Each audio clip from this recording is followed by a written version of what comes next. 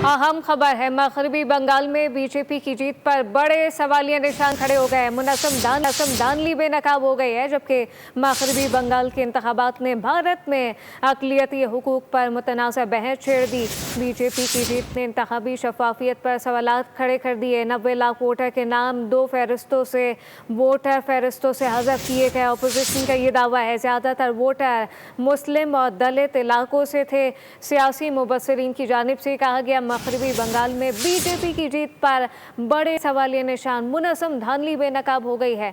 मगरबी बंगाल के इंतखाबात ने भारत में अक़लियती हुकूक पर मुतनाज़ा बहस छेड़ दी। बीजेपी की जीत ने इंतखाबी शफाफियत पर सवालात खड़े कर दिए। अहम खबर है, मगरबी बंगाल में बीजेपी की जीत पर बड़े सवालिया निशान खड़े हो गए। मुनज़्ज़म धांधली बेनकाब हो गई है, जबकि मगरबी बंगाल के इंतखाबात ने भारत में अक़लियती हुकूक पर मुतनाज़ा बहस छेड़ दी।